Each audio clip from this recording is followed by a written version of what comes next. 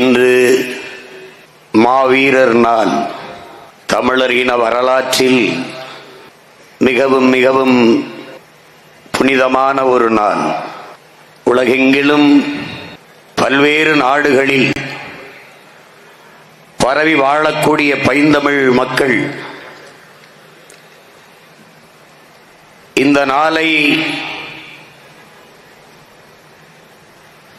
போற்றி கொண்டாடி கொண்டிருக்கிறார்கள். தாயகத்தின் விடுதலைக்காக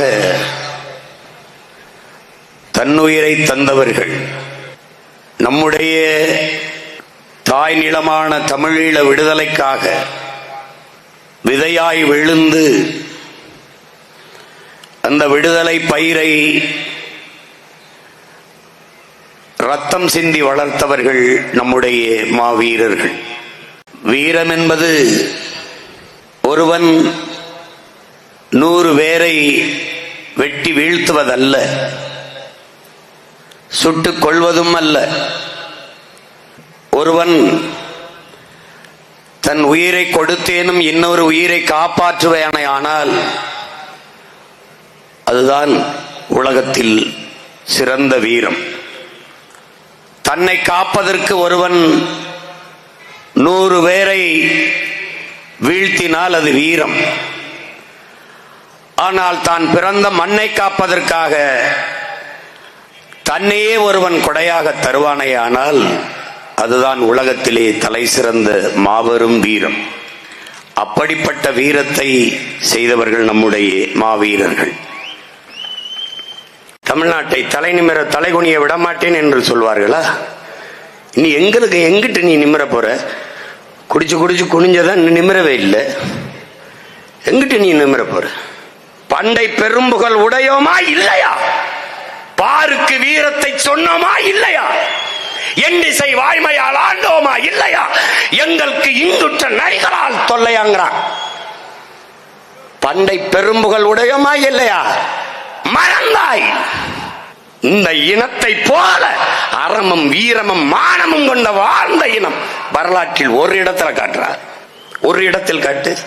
உலகெங்கிலும் நாகரிகமுற்ற சமூகத்தில் இந்த சுதந்திரம் சுதந்திரம் என்கிற சொல் வரலாற்றில் எப்போதும் கேட்டுக்கொண்டே இருக்கிறது. எல்லாவற்றுக்கும் எல்லா உயிர்களுக்கும் சுதந்திரம் தேவைப்படுகிறது. ஒரு கூண்டில் அடைத்து கிடக்கிற கிளியை திறந்து விட்டால் அது பறக்கிற வேகத்தில் தெரியும் அதனுடைய சுதந்திர தாகம். கட்டிய கண்ணுக்குட்டியை அவுத்து விட்டால் அது துள்ளி குதித்து ஓடுகிற வேகத்தில் தெரியும் அதனுடைய சுதந்திர வெறி. எல்லா உயிர்களுக்கும் சுதந்திரம். சுதந்திரம் என்ற சொல்லிற்கு அர்த்தம் தெரியாதவனுக்கு கூட சுதந்திரம் தேவைப்படுகிறது என்கிறான். பறவைகளுக்கு இறக்கை போல, மனித உடலுக்கு முதுகெலும்பு போல, வண்டிக்கு அச்சாணி போல சுதந்திரம் ஒவ்வொரு மனிதனுக்கும் அவசியம். சுதந்திரமற்ற நாட்டிற்கு எந்த பெருமையும் இல்லை என்கிறான் ரூசோ. சுதந்திரம் இல்லாத நாடு வெறும் காடு என்கிறார் நம்முடைய தாத்தா நாமக்கல் கவிஞர் ராமலிங்கம் பிள்ளை. சுதந்திரம் எங்கள் பிறப்புரிமை என்கிறார் இந்த நிலத்தின் விடுதலைக்கு போராடிய பாலகங்காதர திலகர். சுதந்திரம் என்பது மனித குலத்தின் பிறப்புரிமை. புரட்சி என்பது பிரிக்க முடியாத ஒரு உரிமை என்கிறான் பகத்சிங். ஒடுக்குகிற தேசியனமிடமிருந்து ஒடுக்கப்படுகிற தேசிய இனம் விடுதலை பெற விரும்புவது தன்னுரிமை. அந்த தன்னுரிமையை போராடி பெற வேண்டியது ஒவ்வொரு தேசிய இனங்களின் பிறப்புரிமை என்கிறான் புரட்சியாளன் லெனின். பெண் பிள்ளைகளை திருமணம் செய்து கொடுத்து வாழ வைக்க வேண்டும் என்றுதான் எண்ணற்ற தாய்மார்கள் நினைப்பார்கள், பெற்றோர்கள் நினைப்பார்கள். வரிசை வரிசையாக நிற்பார்கள் தாய்மார்களுக்கு முன்பு என் தங்கைகள். எதற்காக? தலைவனின் படையில் சேர்ந்து தாயக விடுதலைக்காக போராடி இறந்து போ மகனே என்று எண்ணரும் தாய்மார்கள் எண்ணற்ற பேர் வரிசையில் தன் பிள்ளைகளை நிறுத்தி நின்றதை பார்த்த மகன். எத்தனை கண்ணகி கீழா நம்ம கோயில் கட்டுறது, எத்தனை தாய்மார்கள். இறந்தவர்களை விடு, இறந்து போ மகனே என் தாய் நிலத்தின் விடுதலைக்காக என்று அனுப்பி வைத்த பெற்றோர்களை போற்றாது எப்படிடா நீ போவது? எப்படி போவாய்? மாவீரர்களில் மேன்மையானவர்கள் அந்த மாவீரர்களை பெற்ற வீர மாதாக்கள், வீர தந்தையர் என்பதை எண்ணரும் தம்பி தங்கைகள் மறந்துவிடக் கூடாது. போற்றத்தக்க தெய்வங்கள் பிள்ளைகளை தன் மண்ணின் விடுதலைக்காக மாண்டு போ மகனே மகளே என்று அனுப்பிய மகத்தான நம் பெற்றோர்கள் தான். இங்கே காட்டிய காணொளியிலே ஒரு தாய் கதறி வந்து நெஞ்சிலை சாய்கிற போது தலைவனின் முகத்தை நீ பார்த்திருந்தால் அறிவாய். ஒரு வெறி அப்படி ஏறி நிற்பர். அந்த வெறி இந்த மகனுக்குள்ளும் என் முன்னே திறந்து இருக்கிற ஒவ்வொரு மாட தமிழ் பிள்ளைகள் ஒவ்வொருக்குள்ளும் இருக்குது, இருக்க வேண்டும். நம் முன்னவர்கள் செய்த வீரத்தையும் அவங்களுடைய வீரத்தையும் ஈகத்தையும் நீ மறந்ததால் தெருவெங்கும் இறந்து கிடக்கிறாய். என்னரும் தமிழனே, இறந்து கிடக்கிறாய். வீரன் சின்னமலையை மறந்தாய், பூலித்தேவனை மறந்தாய், மருது பாண்டியரை மறந்தாய், அழகுமுத்துக்கோனை மறந்தாய், பண்டார வன்னியனை மறந்தாய், சுவரன் மாறன் என்கிற பெரும்பிடுகு முத்தரையின் உன் பாட்டனை மறந்தாய், சுந்தரலிங்கத்தை மறந்தாய், வெள்ளைய தேவனை மறந்தாய், மன்னர் கட்டபொம்மனை மறந்தாய், எல்லாவற்றையும் மறந்தாய். உன் வீரத்தை மறந்தாய். நீ யார் என்பதை மறந்தாய். தன்மானம் இழந்ததால் தலை நிமிர்வு இல்லாது போனது. பக்கத்துல நின்னு பாக்குற வாய்ப்பை வாங்கி கொடுத்துட்டான் என் மகன். அது செத்தா பரவாயில்லைப்பா, செத்தா பரவாயில்லை. அதை தாண்டா நானும் சொல்றேன். நீங்க செத்தா பரவாயில்லைன்னு தாண்டா சொல்றேன்.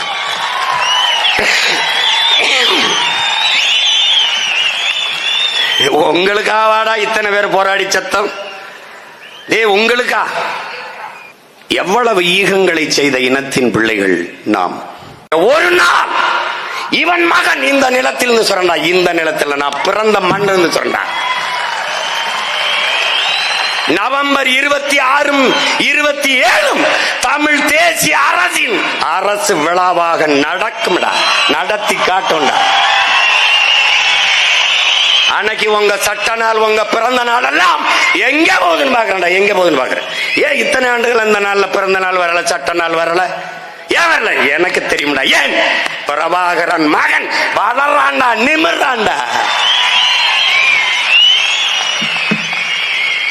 ஓட்டுக்கு ஒத்த ரூபா கொடுக்காம 36,50,000 வாக்க வாங்கி 3வது பெரிய அரசியல் கட்சியாக வந்திருக்கான்னா அவன் அல்ல, அவன் அல்லடா. இத்தனை மாவீரர்களின் ஆன்மாக்கள் உந்தி தள்ளுகிறா, அவனை தள்ளுது. இத்தனை பேர் ஈகம், இவ்வளவு பெரிய தலைவன். என்ன அவன் வீடு கட்ட போறான்னா இந்த நாடு அவனுக்கானதா? இன்னும் ஈழம் ஒரு தீவது, ஈழம் ஒரு பிரச்சனை எங்கே ஒரு நடந்ததுன்னு நினைச்சிருக்கான். உன் இனத்திற்கான தேச விடுதலை என்ற எண்ணம் உனக்கு இன்னும் வரல. இருந்திருந்தால் இந்த நிலத்திலே உன் தலைவன் பிறந்த நாளை ஒரே ஒரு இயக்கம் தாண்டா கொண்டாடி இருக்குது. நாம் தமிழர் இயக்கம் மட்டும்தாண்டா கொண்டாடி. அது என்னடா இத்தனை ஆண்டுகள் இல்லாத சட்ட நாள், புடுங்கின நாள். அது என்னடா இத்தனை நாள் இல்லாத, இத்தனை ஆண்டுகள் இல்லாது சீமானும் அவன் தம்பி தங்கைகளும் எழுச்சியுற்று தமிழ் தேசிய அரசியல் தமிழர் நிலத்தில் தவிர்க்க முடியாத ஒரு பேராற்றலாக எழுச்சி வருவதை பார்த்து எங்கள் தலைவன் பிறந்த நாளை திசை திருப்ப சட்ட நாள் என்றால் எப்படி? இத்தனை நாள் என்ன நல்லது? எத்தனை நாடுகளை வென்றான் நமது முன்னவர்கள். ஒரு இனத்தையாவது அடிமைப்படுத்தி ஆண்டார்கள். செய்தி காட்டுறான், செய்தி காட்டு. நம் முன்னவர்களின் மொத்த வீரத்தையும் ஒத்த உருவத்தில் வாங்கி வந்த மகன் நம் உயிர் தலைவன்.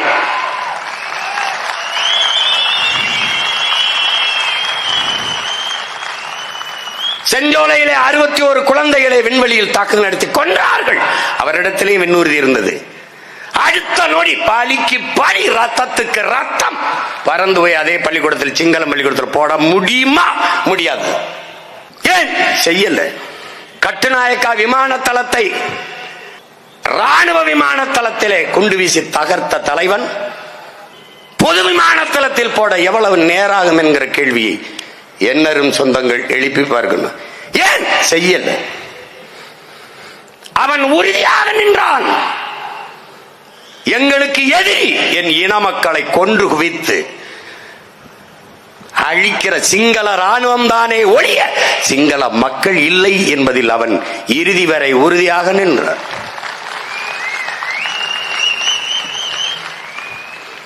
எங்கள் பெண் பிள்ளைகளை சிங்களர்கள் சூறையாடியது எவ்வளவு, வன்புணர்வு செய்து கொலை செய்தது எத்தனை, பலிக்கு பலி பதிலுக்கு பதில் என்ற நோக்கிலே ஒரு விடுதலை புலி மறவன் ஒரு சிங்கள பெண்ணின் நிழலை தொற்றுப்பான் என்று சொல்றா பாப்போம்.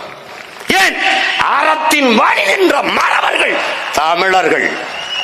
சோர்ந்துருவானோ, அண்ணன் தளன்றுவானோ, மனசு உளைச்சலுக்கு ஆளாயிருவானோன்னு நினைக்கிறாள்டா என் தங்கச்சியல். செத்த தங்கச்சி, செத்த தம்பி அண்ணங்க இன்னும் மிச்ச பேர் இருக்கான் அடிக்கிறான். ஒரு தங்கச்சி அடிக்கிறாடா சுவிஸ்ல இருந்து. என்னப்பா அண்ணா, நீ சுதந்திராத அண்ணா, நீ கவலைப்பட்டாத, துவன்றாத, பாட்டுக்கு போயிட்டே இரு, நீ பாட்டுக்கு போ அண்ணா. நீ உன்னை பார்க்காத செத்த மாவீரன் நிறைய இருக்கான், உன்னை பார்த்து செத்தவன் இருக்கான்ல, அவன் ஆன்மா உன்னை கைவிடாதல்ல அண்ணா, உன் கூட வரும், நீ போ, நீ தைரியமா போ என்றார். நீ எழுதி வை, 2026 தேர்தலுக்கு பிறகு நம்மை விட அதிகமாக பிரபாகரன் என்றும் தமிழீழம் என்றும் விடுதலை புலிகள் என்றும் இவர்கள் உச்சரிப்பார்கள். நான் உச்சரிக்க பார்ப்பேன். பெருமையோடு சிறப்புற்று வாழ்ந்த ஒரு இனத்தின் மக்கள் நாம் தமிழர்கள் என்ற உணர்வை இழந்ததால், உரிமையை இழந்து, அரசியல் அதிகார வலிமையும் இழந்து, உயிரையும் இழக்கிற இழிநிலையில் நின்று கொண்டிருக்கிறோம். இந்த காலச்சூழலில் நாம் நம்முடைய வரலாற்று நாயகர்களை, நம் விடுதலைக்காக வீர காவியம் எழுதியவர்களை போற்றிக் கொண்டிருக்கிறோம். இதிகாசங்கள், புராணங்கள், கவிதைகள், காப்பியங்கள், கட்டுரைகள் எல்லாம் எழுத்தாணிகளால், மைகளால் எழுதப்பட்டிருக்கிறது. ஆனால் என் அன்பிற்குரிய மக்களே, என் அருமை உடன் பிறந்தார்களே, வரலாறு எப்போதும் கண்ணீராலும் இரத்தத்தாலும் தான் எழுதப்பட்டிருக்கிறது. அப்படி எம்மின வரலாற்றை கண்ணீராலும் இரத்தத்தாலும் எழுதியவர்கள் எமது மாவீரர்கள்.